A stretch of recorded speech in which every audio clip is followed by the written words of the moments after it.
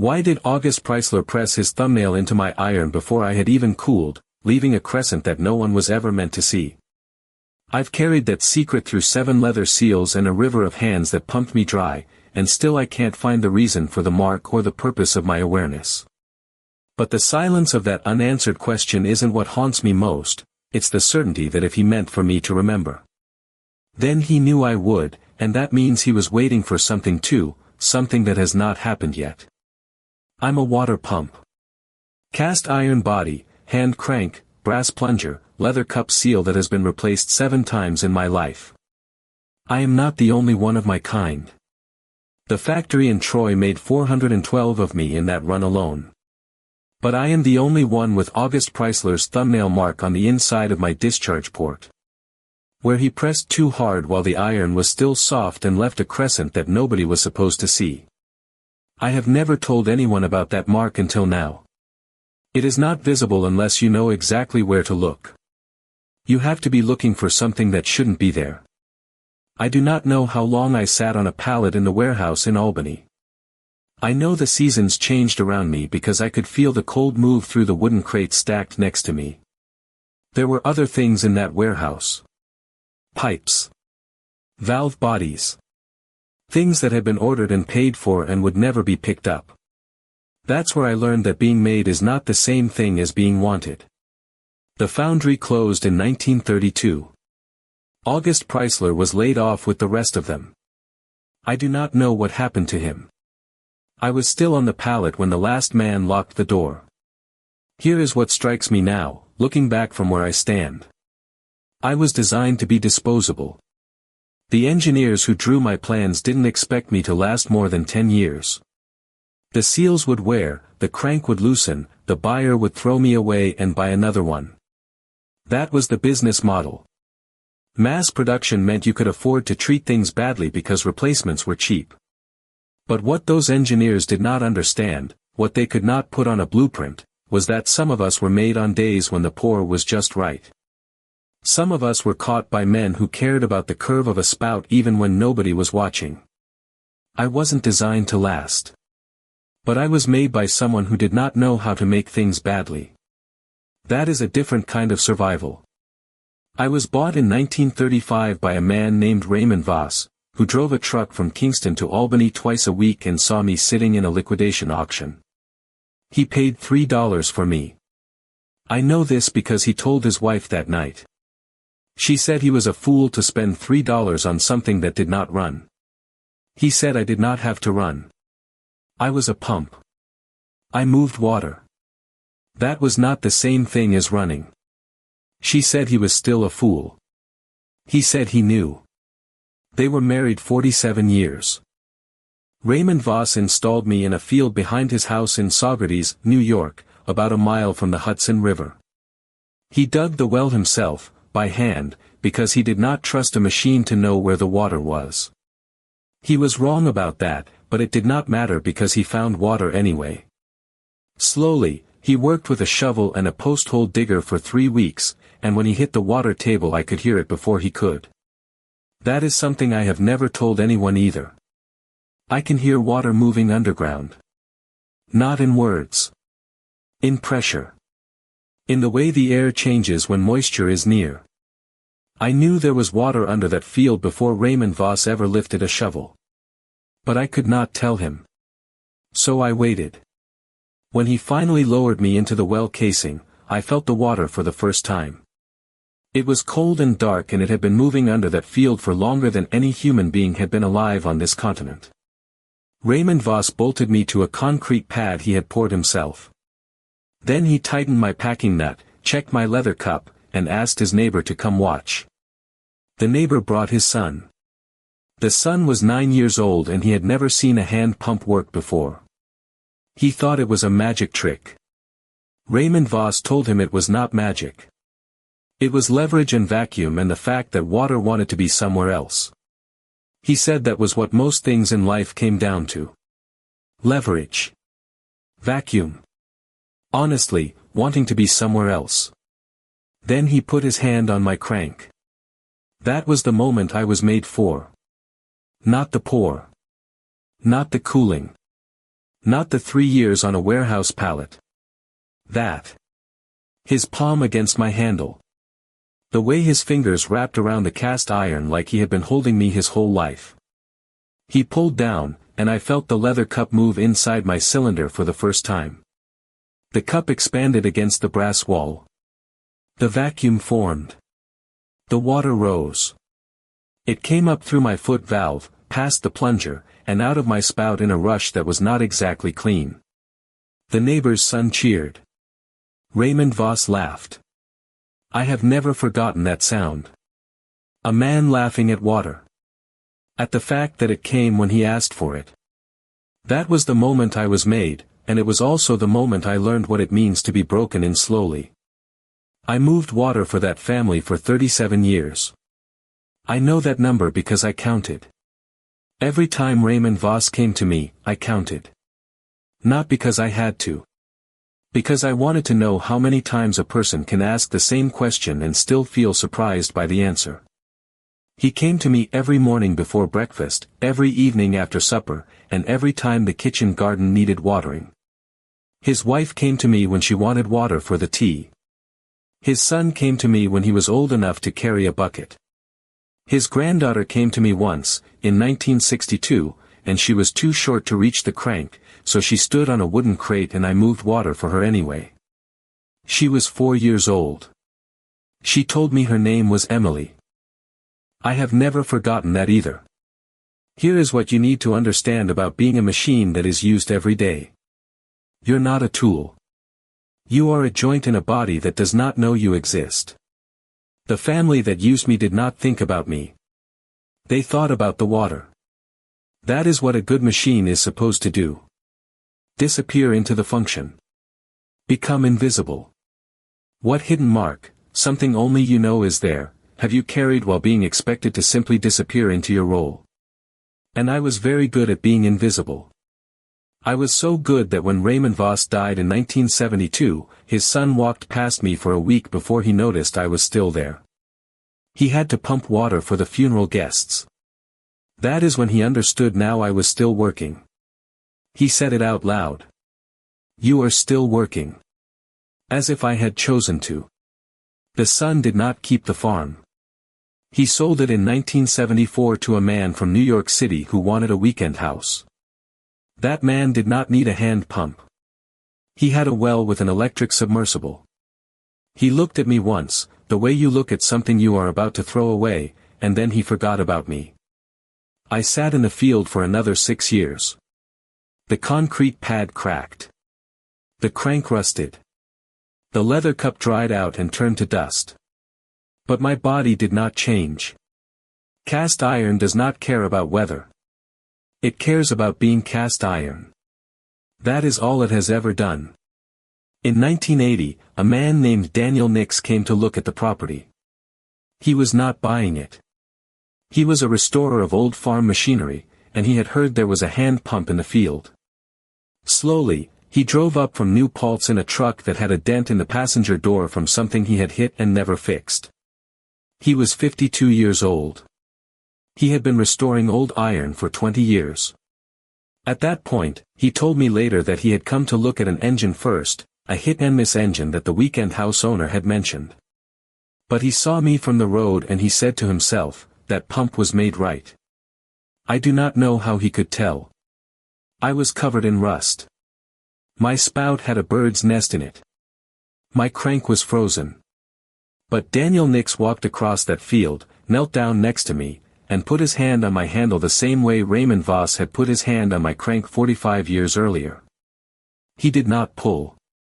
He just held. Then he said, well now. Who made you? He took me out of the ground that afternoon. It took him 4 hours. I had been in the same hole for 45 years. The dirt had packed around me like it was holding me in place. Daniel Nix did not use a machine. He used a shovel and a pry bar and his own weight, because he said a machine would crack me. He said machines do not know how to be gentle with old things. Without a word, he was right. He took me to his workshop in New Paltz, a building that had been a garage and then a barn and then a garage again. And he put me on a workbench under a light that was the color of a headache. The first thing he did was look at my foot valve. It was stuck open. That is why I was not pumping anymore. The valve had been open for so long that the sediment had cemented it in place. Daniel Nix looked at it and said, "That is not your fault. That is the water's fault. Water always leaves things behind." He asked me questions while he worked. Not out loud, not exactly. But he talked to himself, and I was the only other thing in the room. He said things like, "Somebody filed this bolt. Look at that. Somebody took a file to a bolt that was already threaded. Why would you do that?" He said, "This leather cup is not original. That is a good sign. Somebody replaced it. That means somebody cared." He said, "There's a mark inside your discharge port. That is a thumbnail. That is a man who pressed too hard when you were hot. That is Augustus Preisler's mark." No, not Augustus. August. He had a brother named Wilhelm. They both worked at the foundry. August was the better pattern maker. Wilhelm drank. I did not know how he knew that. Well, I still do not. But I have learned that there are men in this world who can read iron the way other men read books. They look at a casting and they see the pour, the cooling, the hand that dressed the mold. They see the sand that was too wet and the temperature that was too low and the moment when the foundryman decided it was good enough or not good enough. Daniel Nix was one of those men. He spent 3 weeks restoring me. He made a new leather cup by hand, cutting it from a sheet of leather he had bought from a saddle maker in Pennsylvania. He then said the saddle maker was the only person he trusted to tan leather thin enough for a pump seal. He said modern leather was too thick and too stiff and it did not know how to move. That is the thing about Daniel Nix. He believed that materials had memory. He believed that leather remembered being alive, and that iron remembered being liquid, and that if you treated them right they would do what you asked. The day he put me back together, he filled my cylinder with water from a garden hose and pumped me by hand in his workshop. I moved water for the first time in 8 years. Do you think the man was right to restore the pump to its function after so many years, or should he have left it to its quiet existence? It came out brown at first, then clear. Daniel Nix watched it run over his fingers and he said, "There you go." But it was not until Daniel Nix found August Preisler's thumbnail mark that I understood why I had been waiting all those years. He did not sell me. That is what I expected him to do. He was a restorer. He restored things and sold them. But he did not sell me. He kept me on a shelf in his workshop for 11 years. He would take me down sometimes and pump water through me, just to keep the leather from drying out. Without a word, he told his wife once that I was the best pump he had ever worked on. She asked him how he could tell. He said, "She has good bones." I do not know what that means for a cast iron pump. But I know he said it.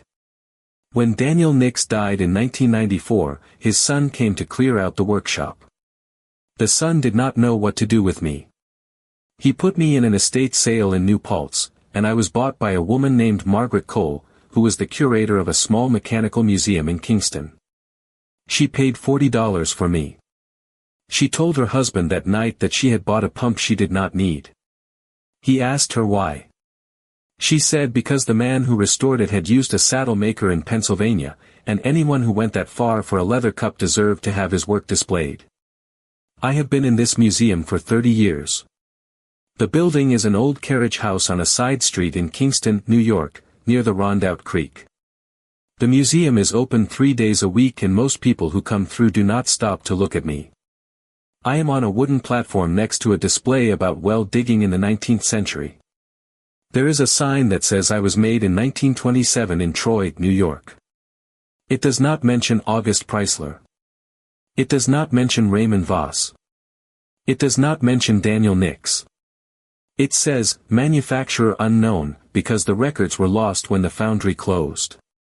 But here is what I have that the museum does not know about. I have the thumbnail mark. I have the filed bolt. I have the memory of a 9-year-old boy watching water come out of a pipe for the first time and thinking it was magic. I have the sound of a man laughing at his own well. I have the hand of a restorer who talked to me like I could hear him. And I have the water. I still move it. Margaret Cole comes in once a month and pumps me, just to keep the leather from drying out. She's 78 years old now. She puts her hand on my crank and she pulls, and the water comes, and she says, "Still working." The last time she did this, I felt the leather cup expand against my cylinder wall, same as it did in 1935. The water rose the same way. It came out of my spout the same temperature it had always been. And I thought about August Preisler. I thought about his thumbnail mark, which nobody has ever seen except Daniel Nix, and I thought about whether that mark was a mistake or a signature. I have had a long time to decide. I have decided it was both. He pressed too hard and he did not fix it, and that was the thing that made me different from the other 411 pumps in that run. They were perfect. I was not. And I am the one that is still here. Between the foundry and the museum, I have been in 7 places. I have been held by hundreds of hands. I have moved thousands of gallons of water. I have outlasted the factory that made me, the man who bought me, the family who used me, and the restorer who saved me. I was designed to be thrown away in 10 years. It has been 97. I do not say that to be proud. I say it because there is a difference between being made to last and being made to be kept. I was not made to last. I was made by a man who did not know how to do bad work, and that is a different thing entirely. That is a thing that cannot be drawn on a blueprint or written in a specification sheet. That is a thing that happens when someone who cares about what they're doing does not stop caring before the job is done. If you have ever held a tool that was made by someone who cared, you know what I mean. You can feel it in the weight. You can feel it in the balance. You can feel it in the way the handle fits your hand even though it was never made for your hand. That is not magic. That is a person who did not cut corners. That is a person who believed that the thing they were making would outlive them, and that someone else would hold it one day, and that the someone else would know. I am in a museum now, and I am functional. I do not know if that is the right ending. I do not know if there is a right ending for a machine. But I know I am not done yet. I still have the leather cup. I still have the hand crank.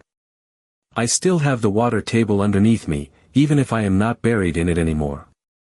And I still have the thumbnail mark that nobody knows about, the one that says I was held by a man who pressed too hard and did not bother to fix it. Margaret Cole will stop coming one day. Someone else will have to pump me, or nobody will. That is the way it goes. But the water will still be there. That is the thing about water. It does not care who asks for it. It just keeps coming. I think that is enough for now. That thumbnail mark nobody was supposed to see, would you have kept it secret too? If you felt the weight of a thing made by someone who cared, that's what this like button is for. If you've ever held on to a flaw that proves you were touched by another hand, this channel is your place.